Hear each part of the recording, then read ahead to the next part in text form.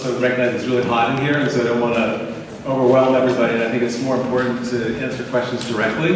And I also want to really thank all the panelists, but especially Dwight, who's gone to every single quality of life meeting, despite not being a resident that's impacted by the project. I think that really deserves a thanks. It's really amazing.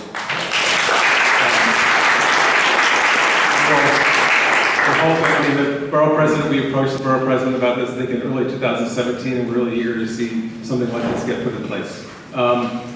So we're here because there's some major developments in the project in a way, and one of the most important ones is that things are very slow. And I think that that's an important feature of the project. I think there are a lot of faces I recognize here over the years from community advocacy around the project. We all seen this picture here. I think the big issue here is when you look at that, how much of this plan actually relates to what you experience when you go down to Atlantic and Flatbush and Atlantic and 6th and Atlantic, most especially Atlantic and Vanderbilt, which may very well, honestly, my own personal perspective is, that's an area that's at risk of never being completed.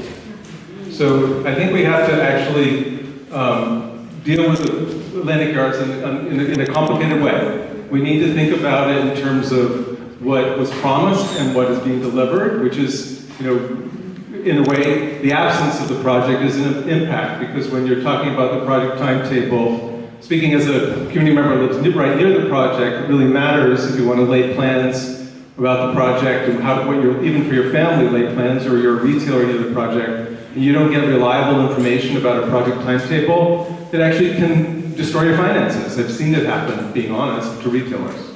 But it also is really important for the community more broadly, because when the project is meant to deliver things like open space and schools and affordable housing, and it's delayed, then it affects all of us.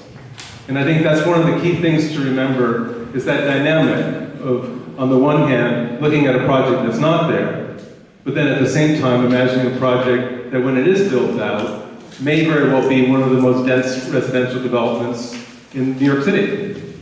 And that also has implications, because that project is meant to have schools and open space, and it may be insufficient, what's being delivered. So we have a complication here that we have to think about and talk about, and I just want to encourage everybody to be part of the discussion and join the working group that I think you see on the FAQ is encouraging you to join. Please do that, because it's a discussion that the whole community should be involved with, and it should be involved, everyone should be working together to talk about how to advance the project. And so there's a few things. The timetable is one issue. There's another piece of the project that's one of the reasons why we're here tonight, is the change in the ownership of the project. So Norman outlined the changes pretty well, but there is a kind of dynamic that's occurring with the project ownership, and that's that the developer, 95% of the project currently is, maybe the figures are a little complicated, but 95% of it is controlled by a Chinese developer. And they have been selling off leases or development rights to portions of the project site. It's our understanding that the way that those agreements are taking place, it appears that their responsibility for delivering affordable housing comes about relative to the financing of the individual buildings, and that the 2025 deadline that you've heard described for the affordable housing, that responsibility and the financial penalties associated with it are tied to the developer themselves. There is a time frame that Norman found through documents. What's crazy about this project is everything is gleaned from, there's residents of China who have more information about the project than we do. So Norman has gleaned a document which shows a pathway to achieving at least most of the affordable housing, building it out over the rail yard, which he's also gleaned another document from a contractor, which shows that the platform is expensive to build, and there's two platforms, or each building has its own platform, but there's two phases, two different blocks of rail yard that have to be covered, and the costs of the platform are very high, and the timetable for building them is slow. So this all impacts on that time frame of 2025. The project itself, that 2035 deadline, also involves open space. There's a specific park, right? And the park is really privately owned, privately controlled open space, but it's being delivered on a part of the project that is the part that I described earlier is very likely at risk of not being completed. That might be 5 minutes, I'll just wrap this up. So the process moving forward is this. Right now, the developer and the state approached our local elected officials in the fall about Site 5. This is our understanding anyway.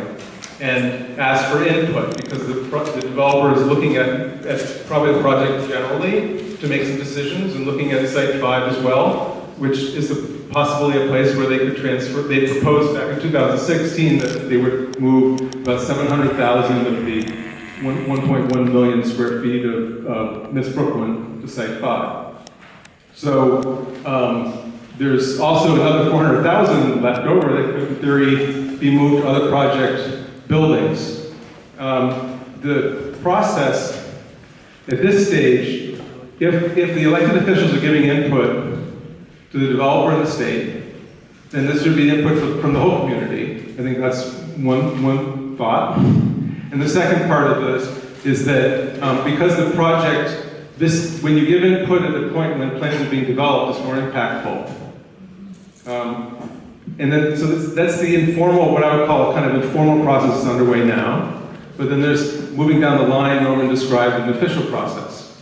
And the official process involves environmental reviews and consultants, and some of us have all been through this process multiple times and gotten very skeptical about it. Howard's referred to that skepticism.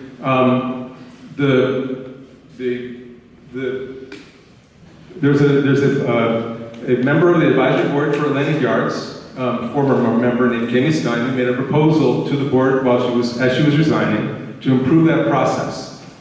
And it's really an appeal to elected officials to appeal the process, to improve the process. So that when we go through this the next time, there's actually more of a chance for the community to get a foothold. And that involves pressure on our elected officials, and involves elected officials pressuring the state and government.